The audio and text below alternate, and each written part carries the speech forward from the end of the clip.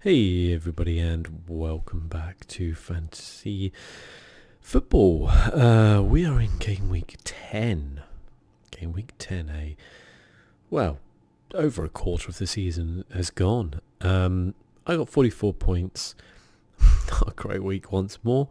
I feel a little hard done by sometimes. Like, I see a lot of players and they nearly score, or they nearly keep a clean sheet, or just something happens. I did have I think a goal and an assist from Sterling. Was it a goal? No, just a goal scored, but a clean sheet as well. So captain Sterling, I mean, solid, I guess. Could have been a lot worse, but then no one else really did anything. Abraham got an assist, Salah got a goal from penalty. That was it, really. Gaita didn't play because he was injured. I was really hoping he'd make it in, but he didn't. If we go to the league, I am second bottom. Brilliant. I think the highest was 83. Yeah, from down here, DBC and none. If we just look at the top, we can see Detective Spooner William here. Edging away a little bit, 24 points clear after a really good, solid 81. TBC and none here. We can see Captain Jamie Vardy, 40 points. Very, very, very well played. We'll talk about Leicester. I'm sure there was a lot to talk about this weekend, wasn't there? Let's be fair. Dream Team, 156 points. Oh my God. Who the hell had this? Oh, I was going to say nobody actually had this, but Jesus Christ, imagine that team. That's ridiculous. Who actually did have the highest? 138. It's not far off. Presumably they had, Vardy, Captain, Pulisic and Perez. Chilwell. Oh my God. Sterling, Edison. Oh my God. Imagine having that team. Anyway, back to where we are. It was a hell of a weekend. It really was. There were some games where just nothing happened, some games where just every single thing ever happened. We kicked off on the Friday with Southampton 0, Leicester 9. I mean, this equals the highest scoring game in Premier League history. It's the highest scoring away, because the previous 9-0 Man United against Ipswich, I remember that game as well, weirdly. I remember watching it on Match of the Day. That was at home at Old Trafford, so my God, imagine being a fan and turning up to watch Southampton play and getting beat 9-0 in your own home. Like, that is horrific. But yeah, Leicester's just running riot, really. I think there's been a few comments about Leicester perhaps not scoring as many goals. Like, maybe, I mean, if we look at the table here, they have a plus 17 goal difference, which is now looking really very good, obviously. But when you consider it was plus 8 before, it it helps it a lot, put it that way. But I think a lot of their games were, I mean, I guess they beat Newcastle 5. So when you consider they scored 14 goals in 2 games, then it kind of, they had a lot of like 2-1s or 1-0s and things like that, I think. That's kind of what I was getting at, was like they've had 2 very big wins. 14 of that goal difference comes from those 2 games. So, if they'd have won those 2-0 or whatever, the goal difference would be looking a lot different. But to be fair to them, they are having a fantastic season. Southampton, I said from the very beginning, I think Southampton are a bad team. When I look at Southampton's team, I just look at players who are very kind of middle of the road, like not even really Premier League quality. You look at their bench and who they can kind of bring on. I feel like in past years they've, I mean, since losing, I don't know, they've kind of been through a few managers. They've relied on their youth system to bring through some great players, but then they've sold those players, within a season. other players who they've brought in and sold on for a big profit. That's their kind of thing. Eventually that kind of catches up with you. I feel like this could be the season for them. That 9-0 it's going to go one or two ways for them. Either they're going to recover and, they're going to put a performance in, or they're going to crumble. We'll see what they're made of. I personally don't think they're not a good enough team to well, I think they're a bad enough team to get relegated. I guess maybe they have the experience in the Premier League that some of the other promoted teams don't. So maybe there's that opportunity. They have some good players, don't get me wrong, but yeah, I mean, they were down to 10 men, but even when you're down to 10 men, you shouldn't concede another, 8 goals from then? I think it was only 1-0 when they went down to 10 men. It was only 1-0. But yeah, a phenomenal performance by City, and I think it showed a lot of hunger from them that they wanted to keep going. A lot of times, to be fair, clubs can kind of go like 4-0 up, something like that, and just take their foot off the gas because they're like, we'll save our energy. But they kept going, and the thing which I kind of find a little bit hilarious is the fact that it took to the 45th minute for Jamie Vardy to get on the score sheet. You score 9-0, you're expecting Vardy to be the main guy, but he obviously got his hat trick in the 94th minute. But just phenomenal performance really from Leicester. They're looking very good. I mean, people have said they've got one of the best midfields in the Premier League. They're all playing very, very well. They've got some really good backup as well to come in. I worry if Vardy gets injured, who they got up front to replace him, because they have Iheanacho, but he never seems to really do that much. I know Perez can play up front, and I mean, he got a hat-trick, so, he's not doing too badly, but I think he's better as almost like a number 10 sitting in behind. I think they're playing him kind of wide as well. I feel like he's more of an attacking midfielder than a striker, but I know he can play there. And they seem to be better in defence since they got rid of Harry Maguire. So, I mean, I don't know what's going on at Leicester. They're, looking pretty phenomenal.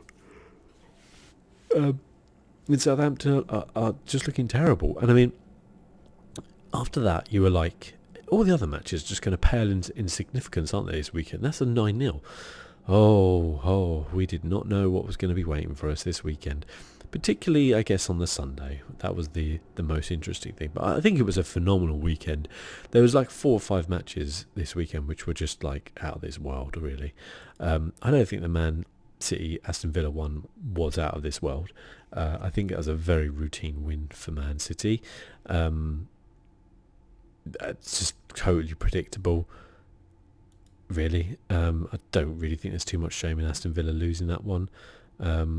Sure, they're 15th, I guess, but they've unfortunately got Liverpool next as well, so they could be on for a beating there as well. But you can almost write these ones off, to be fair.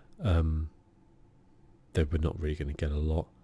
Fernandinho got a red card, which I guess actually does, it's not good for Man City, because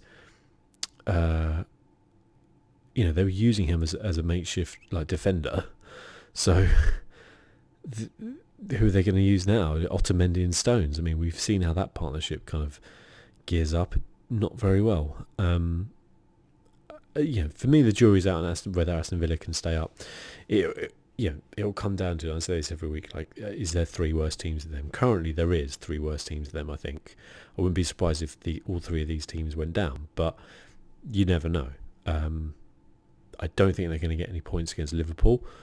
Can the rest of these teams get points and put them into the relegation zone? Probably not. We'll see. Very routine win, though, I feel, for Man City. Brighton beating Everton 3-2. Just when you think Everton may have turned a corner, they don't turn a corner.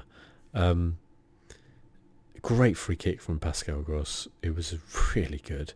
Neil Maupay, I think he's been a really good signing. I was very surprised that other clubs didn't sniff around for him, because he was banging goals in for fun in the Championship, and I think he's always been very highly thought of. And I mean, Everton making it 2-1, coming from behind. You kind of felt like, oh, is this the narrative now of Everton kind of like getting that ability to come back, but blowing it, late own goal from Lucas Digne, who I don't know if he needed to they slid the ball across. I don't know if he needed to actually stick his foot out and poke it in. I know Glenn Murray was on the back post, but I don't know if it would have gone to him or not. Guess we'll never know. But yeah, good win for Brighton, who needed a win, absolutely. They got Norwich next. That's an important game, and they've had some good results at home. Away seems to be a problem. They're at home to Norwich. I'd expect them to win that one. I think they're going to be okay this season, Brighton. I should hate Brighton because I'm a Palace fan, but ultimately I don't. You can definitely argue it wasn't a penalty, by the way. There was a lot of that this weekend. A lot of weird VAR results. I'm sure we'll talk about that. But, at the end of the day, Everton, they've thrown it away, and Everton is 16th. I just, for the life of me, can't understand why Marco Silva's still manager of that football club. Yeah, mind boggles me. Arsenal are in 5th, and all their fans want is to get rid of their manager. And, Marco Silva's down here, loss after loss after loss, to clubs like Sheffield United and Brighton, and they're still keeping their manager. It's bizarre, absolutely bizarre. As I said, I think Brighton will be okay this season. Are Everton going to be okay? That's a very good question. It took Brighton above Everton. They're in 16th place. Phenomenal. Absolutely phenomenal. Watford Bournemouth, what do you say about this game, really, other than not a lot? It was pretty boring. Probably a decent draw for Watford. 3 draws in a row. Maybe they're starting to turn a corner a little bit.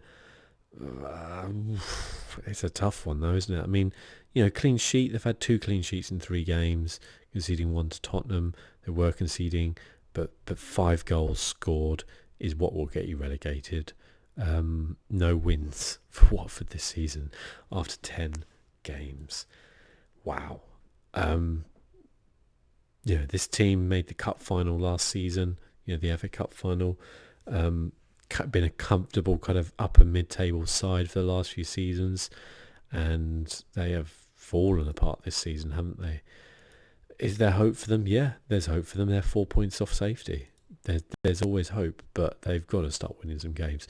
It shocks me because they have a really good side. Like on paper, they have a very good side. It's just not working out for them, I guess, at the minute, is it? Confidence is the killer. That will get you relegated at the end of the day. When then the players start losing confidence, that is painful. Bournemouth, they'll probably be a little disappointed with that. I can see them just finishing mid-table again this season, and that'll be that with Bournemouth. I wonder how much longer Eddie Howe can hang around and stay and do that. Like, I mean, what's in it for him? Do you know what I mean? Like, to constantly be that guy who gets passed over for what seems like the top jobs. Never really has that much money to spend at Bournemouth because they just don't really have the income. He's still using players like Steve Cook, in defence. He's got Simon Francis on the bench. He's really having to work with what he's got a lot, I think. Callum Wilson came up from the Championship with him. He's a very good striker, but I'm just kind of pointing out that like they try to build on that squad each season, but it's obviously difficult for them. I don't know how much further he can take Bournemouth, but we'll see. I think he's well worth a punt from a top 6 club, but he's probably not fashionable enough, to be fair. West Ham United, Sheffield United 1-1.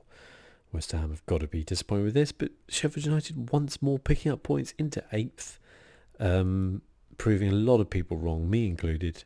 And I said before that I hope they're not doing Blackpool or a team like that where everyone kind of like hypes them up in the first half of the season and they just totally collapse in the second half. They have a great defence, as I said, joint best in the league right now with Leicester and Liverpool. That could keep them up. They're not scoring very many. You can see everyone around them is well into double figures, really, apart from Crystal Palace, who are on 10. But if you're only conceding 8 in 10 games, you can kind of afford that a little bit. And they're picking up results against some very good sides. Beat Everton, lost to Liverpool, no shame in that. Drew with Watford, beat Arsenal. Beating Everton and Arsenal. Drawing with West Ham, that's great. West Ham, I think, have been a big disappointment this season. I think a lot of people expected more, winless in 4 games now. Newcastle up next, they should be winning that, but yeah, a lot of people were tipping them to maybe break into the top 4 if a couple of those teams had a bad season, and they're not. I see a lot of West Ham over the last, God knows how many years. Many times, promising, or looking promising, and looking to kind of battle their way up into the kind of elite, and then just never making it. And I don't foresee this season being any different. Chelsea beating Burnley with a Pulisic hat trick. Finally, Pulisic, I guess, showing what he can do. This one I think was quite funny, the fact that Chelsea went 4-0 up and then just conceded 2 goals in the last sort of 5 minutes. I've always rated Pulisic. He's clearly a quality player. Like, I think maybe, as I said, I said this last week, that some players take a lot longer to bed into the Premier League than others. Sometimes some players can come in and it's, straight away they're in there. Sometimes it takes a while. And this is a kid who, came from America, went to Borussia Dortmund quite young, grew up there, played, in those. I wouldn't necessarily say was the star. There were other players there who were obviously very good as well, but he was like very up and coming. And then a massive move to Chelsea, massive transfer fee, replacing Eden Hazard. And I don't know, technically he's not replacing Eden Hazard, but that's what everyone's going to kind of take it as, because he was really one of the only signings they could make, technically with Kovacic, but he had obviously already played on loan. And I guess there was a lot of pressure, and fair play to him. You could see the relief on his face when he scored that first goal. And I hope he really goes on now and plays. I really like him. I think he's a very good player. I think he's a very down-to-earth kid, and I think he's a good signing by Chelsea. I think, barring probably Zaha, I don't think they could have signed anyone better to kind of fill the void that Hazard left. I don't necessarily mean the same sort of player, but I mean like a player who can make a difference in a game. As we see in this one, it was what people call the perfect hat trick, left foot, right foot header. And yeah, it was excellent. Also, Jay Rodriguez's goal was excellent as well, weirdly. Just absolutely leathered it. But yeah, I think Chelsea fans must be kind of ecstatic right now. I think after that 4-0 loss to Man United, everyone was, and that whole kind of, Frank just needs a win. And I feel like Frank Lampard you can't turn around and say he's got a free hit this season, because he clearly hasn't. But really what he's got to do, he as long as he finishes in the top 4, maybe has a half-decent cup run. I don't think anybody at Chelsea is going to be expecting more than that this season because of the transfer ban, because he's new coming into the club. I think if he can do that, then they will be pretty happy with him, and the fans as well. Because of the fact that he's brought through a lot of young players, he's given the youth a chance, and they're taking that chance as well. I think it does present a problem though when they can buy players again, because what do? I've said this before. Do you replace Tammy Abraham? Do you replace Mason Mount? I mean, I feel like you'd kind of be foolish to, but then again, Chelsea have kind of built their reputation on buying elite players and everything that comes with that. So I think that will be interesting when they can actually buy again and kind of seeing what happens there. But yeah, it is interesting to, I guess, to just see the evolution of Chelsea this season. They clearly have this philosophy of how they want to play. Defensively, that they're poor. I mean, they've conceded 16 goals. That's up there with these guys down the bottom of the table here. That's pretty poor. Plus 7 goal difference. 4 of those goals were against Man United on the first game of the season, and I think we could agree they were probably a little unlucky then. But I think he's got a philosophy of how he wants his team to play. There's this attacking football. He's bringing through youthful players. He's kind of doing everything right, and I think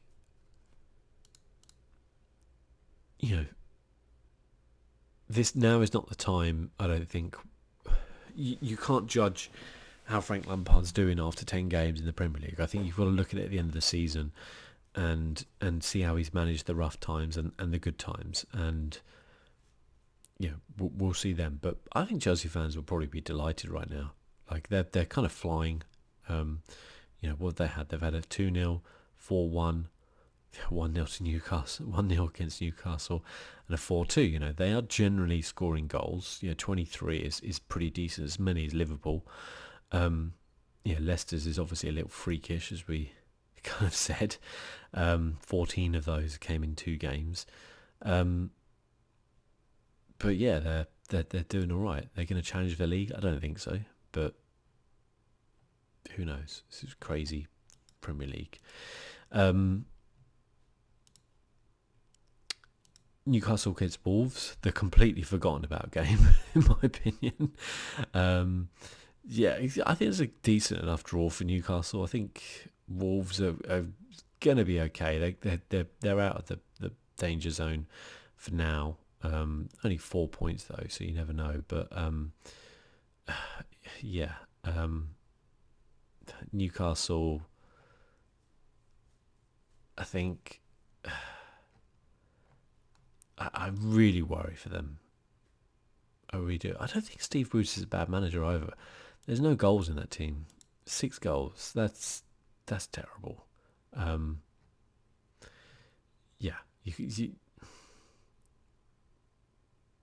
do worry about them as where they're going. Wolves, I think, will finish mid-table. That's what I think they'll get this season. Europa League could be an avenue for them, but we'll see, I guess, on that one. Let's move on to Arsenal Crystal Palace. Flipping it. So, as a Palace fan, this was like, I've never taken Class A drugs, or any drugs actually. I imagine this game is exactly what heroin is like, just injecting it straight into your veins. I mean,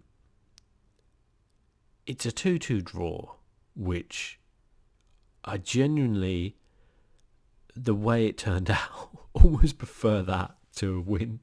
Like, if we'd have had just a routine 2-0 win or something like that, it wouldn't feel quite as good as what happened in this game, because this was just the perfect storm of a game, wasn't it, really? It was incredible.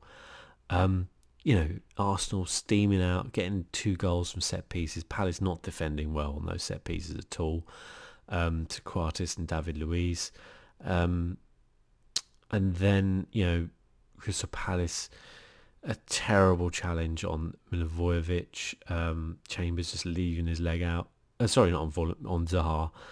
Zaha getting booked for it, but then having that rescinded and given a penalty, which was just poetic justice, I think, because everyone calls him a diver.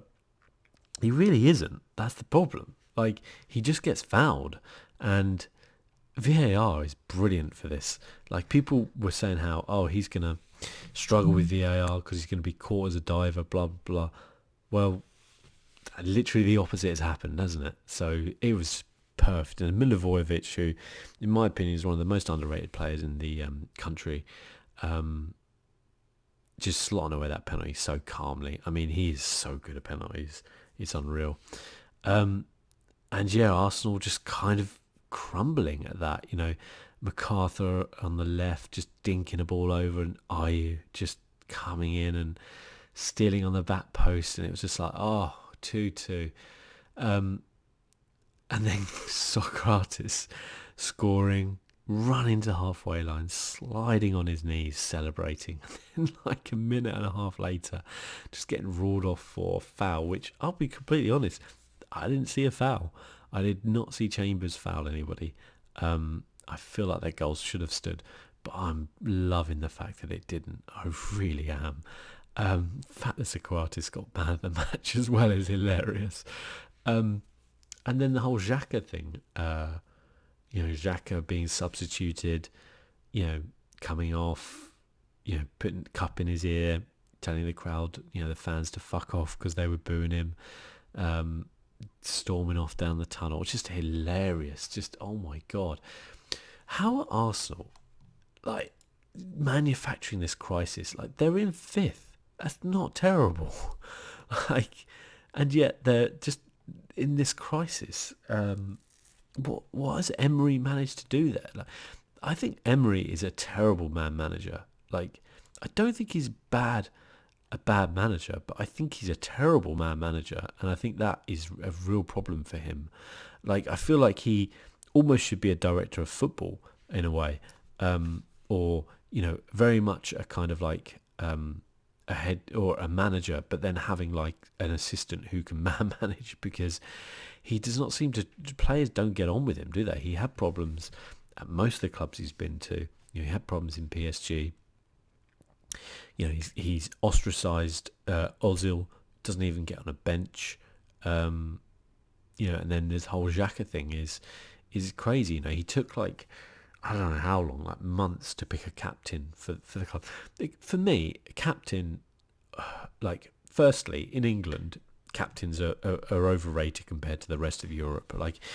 If you look at a Spanish team, an Italian team, whatever, captains are usually, they don't have as much of a role as, it's not talked about as much as it is in England. But I feel like you kind of have a couple of choices about your captain. You either go for the best player. You see Liverpool did that with Steven Gerrard, back in the day. He wasn't necessarily the most vocal captain. He admits this. Jamie Carragher was that kind of guy. But he was the best player. He led by example on the pitch because he was the best player. That's how he was the captain. Take Milivojevic for Palace. He has just a great attitude, very professional, and I feel like he's another one where he very rarely is going to be the player who gets substituted. He's obviously not our best player. Wilf is, but he is just that player who's that leader on the pitch. You have other players maybe Harry Kane, who again you might not see the most vocal, but definitely one of the best players. Sometimes you do have players who are very vocal. Kasper Schmeichel, for example, at Leicester is very vocal. You sometimes have someone like Jordan Henderson, great ambassador for the club as well. Not necessarily playing week in, week out sometimes, but just a kind of leader off the pitch as well as on the pitch. And then you have Arsenal, who, for whatever reason, decided to open a vote. They decided to pick 5 captains, and then they gave it to Granit Xhaka, a player who probably most Arsenal fans felt before he was captain was not good enough to play for the team, to then kind of make him captain. And usually with a captain, they're going to play every game. That's the thing. But you also look at the Arsenal team and you're like, well, who else is going to do it? Because they don't seem to have any leaders in the team whatsoever. If I look at Palace, I mean, I see leaders all over this team. Someone like Gary Cahill, he's been captain so many times. Joel Ward, very seasoned professional. Tompkins as well, seasoned professional. Luca, who is a captain, just that kind of absolute diehard. Alongside James McArthur, again, another guy could easily be captain. Even someone like Wilf, who you look at as the best player, the talisman, in there, all capable of doing that. Even the people on the bench who could be captains. Scott Dan was captain for a while. And I look at Arsenal, and I just look at it and I go, who the hell is your leaders in this side? Crazy.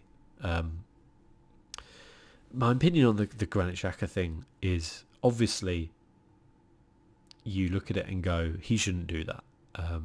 He should be better than that. He should rise above it. He is the captain.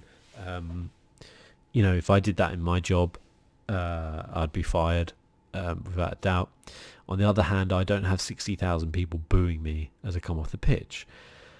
Whatever the reason is, it's a pretty toxic atmosphere if your captain's coming off the pitch to get substituted and is being booed. I mean, that's pretty bad. It's 2-2 at that point. You're not losing. It's 2-2. You have enough time. You have 30 minutes to get a goal. Try backing the team on there. I can understand Arsenal fans are not happy with the way their team are playing or the way things are going this season for them. But I also feel like there's that kind of entitlement of like, we're Arsenal, we should be up there challenging for the league. Like that's what it is. But it's like, well, no, you're not, because you're nowhere near as good as those teams. I think there's just this overestimation. Like, if you look at Arsenal, I turn around and go, okay, well, we look at the front three of Pepe, Lacazette and Aubameyang, and I go, that's brilliant. With one exception, I feel like none of them are selfless kind of players. Like, when you look at Liverpool's front three, you have Firmino, who very much happy almost to play that kind of like more deep line role sometimes, to provide assists, to help with the build-up play. I see that in Man City as well. Like, all their forwards are more than capable of assisting as well as attacking. But I kind of see Arsenal's front three as goal-scoring machines. Like, they're phenomenal, but that's almost what they are. And I think it's a problem for them because the midfield doesn't seem to be producing that much. Guendouzi, can, but I think Ceballos is a tidy player, but that's kind of about it. And then Xhaka, I personally don't think Xhaka's good enough, or shouldn't be good enough, to play for a top 6 team, but which Arsenal currently are. But what choice do they have? They have Lucas Torreira, who was brought in to be this holding player, but for some reason he doesn't play there. I almost feel like if they played someone like Martinelli, who's maybe a bit more of a link player, like instead of that front three, they might actually work a little bit better. Because I feel like, Arsenal fans were bemoaning the fact that there was no service to that kind of front three, but I'm like, you can't just have 3 players who are just waiting for service all the time. Like, they've got to do something themselves. And I think they can all be completely potent, very lethal, but ultimately they've got to kind of create chances. I think they definitely had chances. I haven't actually seen the stats yet, but I would be surprised if they didn't have a fair few shots on target. Wayne Hennessy had, apart from the first goal, which he was culpable for, he made some really good saves. I think Gaeta's much better than him, but he did make some very good saves, I will say that much. I think someone like Kieran Tierney is looking good as well, going forward especially. But I mean, there's big problems at Arsenal. For me, at the minute, they've got this issue, haven't they? It doesn't seem to be any link between the kind of midfield and attack, and there's a lot of off balance. And I know a lot of people are unhappy with Emery, and they don't think he's a good manager. He's not good enough to manage Arsenal. He needs to go. I kind of just find it hilarious, looking at that, and I'm like, you're 5th. You're 4 points off 4th. Don't get me wrong. You're not playing very well. But that was a draw, that game. And I feel like people are not giving Palace enough credit. Palace is 6th. They're not having a bad season or anything like that. They're not down in the bottom 3. Sheffield United, again, not having a bad season either. I'm not saying Arsenal should be losing their size. What I'm saying is that like the way people are treating them is like Arsenal lost to like League Two opposition or something like that, and it's simply not true. Like Crystal Palace are an incredibly well drilled side, well organised, with a couple of very very good players. Bring it forward. Like Zaha is a quality player. He was very good in this match. I would never give him the Quartis man of the match, but. He was very good, and Palace are a very capable team. So I can understand that the way they lost. Coming back, being 2-0 up and then coming back to draw 2-2, and even if Socrates had scored and it was 3-2, like they didn't play very well. I can understand that, but like things are not as bad as they seem at Arsenal right now. It just feels such a toxic atmosphere that you kind of wonder where they're going to go. Like the only way they seem to be able to go is to get rid of the manager, and then it's like, well, who are you going to bring in? I don't feel like they've thought this through. And even if why look how much stick if you're giving your players that much stick, your managers getting stick all the time. Like what manager is going to turn around and go, I'm a world top manager. I'm definitely going to go in there and make a difference. And probably the top manager in the world, or right now, who could go in there and make a difference would be someone like Jose Mourinho. And I wonder if Arsenal fans would really want that. They're kind of calling out for attacking football, and Mourinho coming in. Like I've seen a lot of Arsenal fans be like, I want Mourinho in or whatever, but Jesus Christ, doing a deal with the devil there, isn't it? So yeah, I mean it was a great game. As a Palace fan, it was brilliant. When I saw it, I saw us 2-0 down, and I was like, gutted, because I was like, I did feel like we stood a chance, of getting something against Arsenal.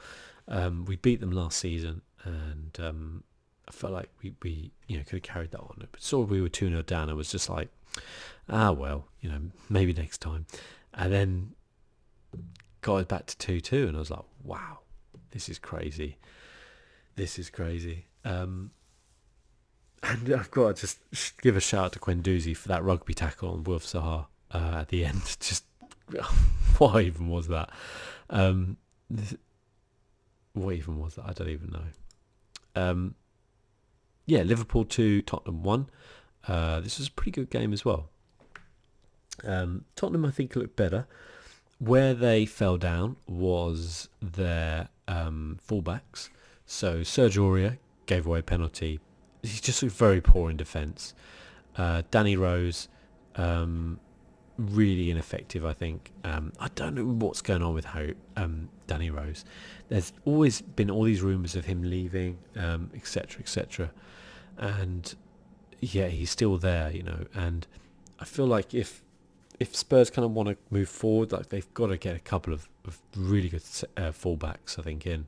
I know they've lost, like Kyle Walker and stuff like that, but like they need some really good fullbacks, I think, because I don't think Sergio Aurier or Danny Rose are good enough for them to mount a top challenge.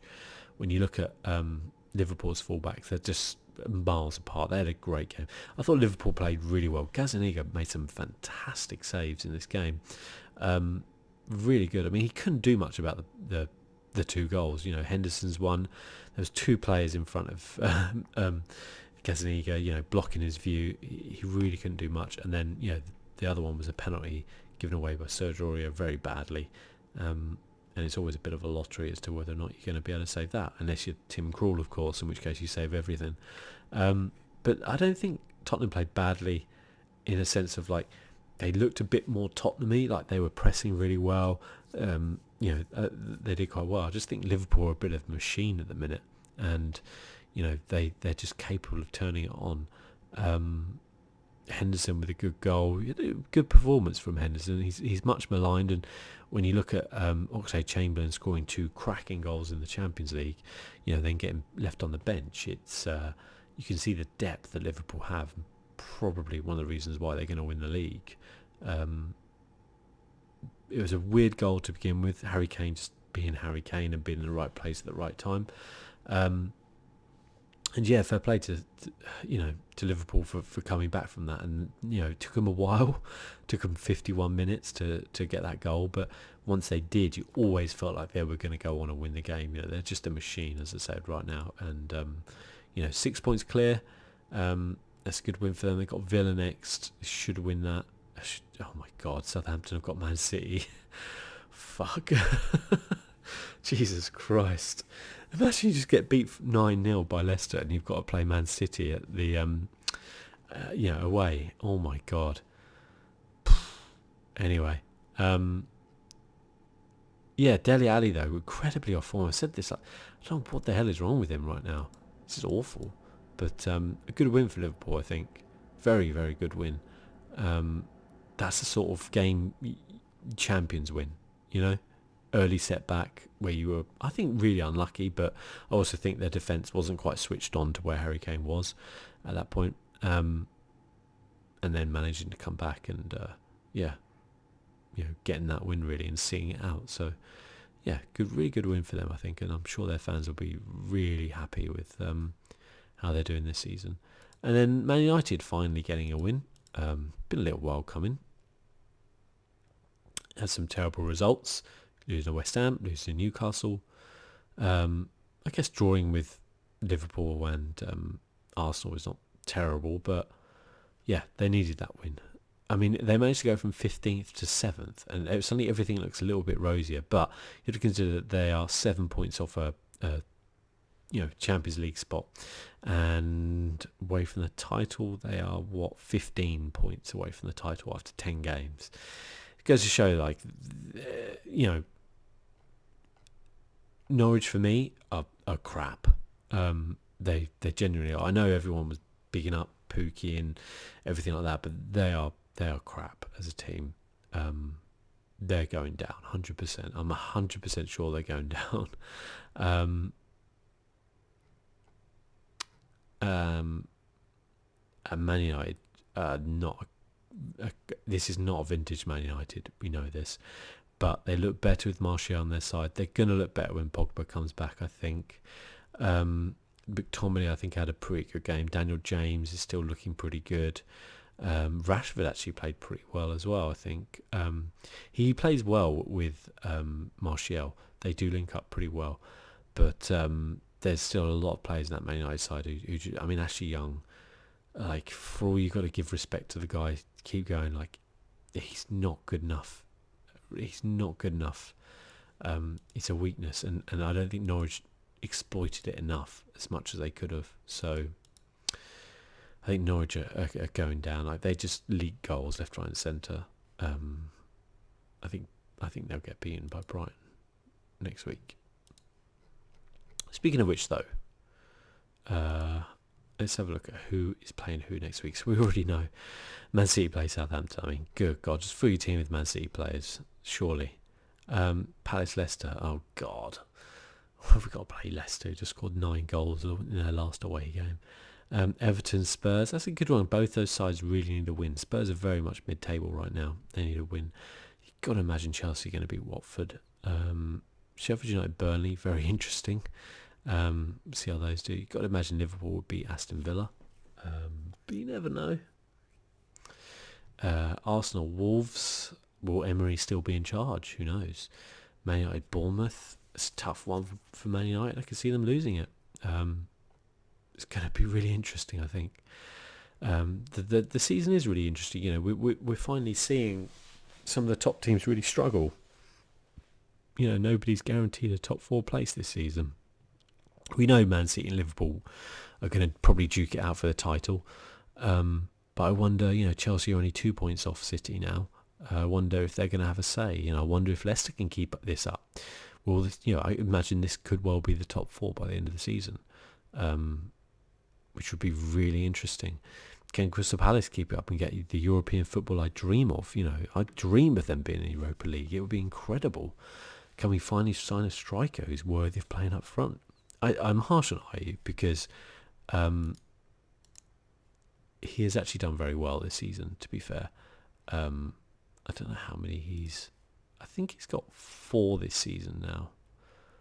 Actually, speaking of which, who is the top goal scorer in the Premier League. Where do we find that?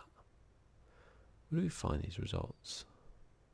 Is it under tables, maybe? I don't think it's under tables. Tickets, clubs, players, history, clubs.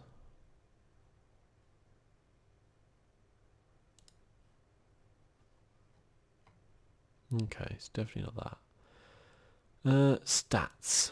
Got to be under stats, sorry.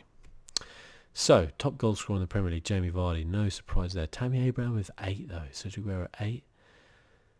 Mane's got 5. Salah's got 5. Where's Ayew on this list?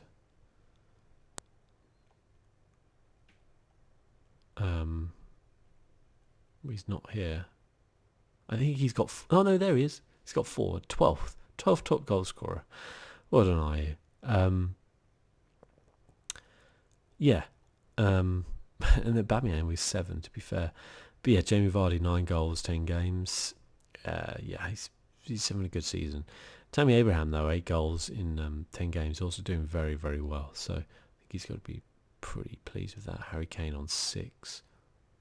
Very interesting. And who is assists?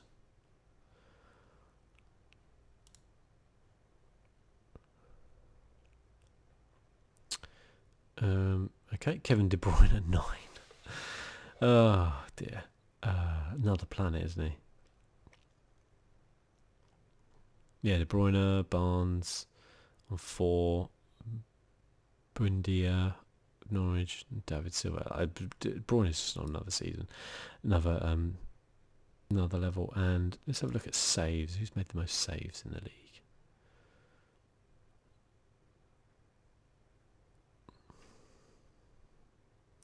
Tim Krul of Norwich. Leonard of Arsenal, very interesting, made 37. Matt Ryan, Dubravka. Goita, 20. That's really interesting, actually. To see that. You usually see like some of the weaker sides up there, but it's interesting seeing Leno of Arsenal up there. Joint top amount of saves, actually. He's joint with Tim Krul, isn't he? Wow. Interesting. I don't know if that means he's a good goalkeeper. I think it means he has a terrible defence, to be fair. So, kind of understand that. But, yeah, I look forward to seeing the games next weekend. Seeing how they do. I think we've got some Carabao Cup midweek. I think Man United are playing Chelsea. That will be fascinating.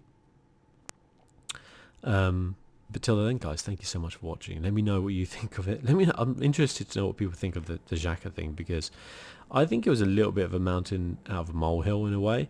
Like, he was clearly pissed off. The fans are clearly giving him stick. He shouldn't react like that. But at the end of the day, you know, if you're going to constantly berate a guy, he's going to strike back. I think in a way that shows he cares, if that makes sense. If you walk off, don't give a shit, sit down, take your money, it's fine. But I think when you react like that, it does show that you have either at least a strong sense of personal pride, or you do care a little bit, about it. So in some ways you can look at it as a positive like that, but yeah, it's not great. The fact that they're club in crisis and they're 5th is remarkable, I think, when you see teams like Everton, Tottenham, Man United much further down. But anyway, thanks for watching, guys. I'll see you soon. Bye-bye.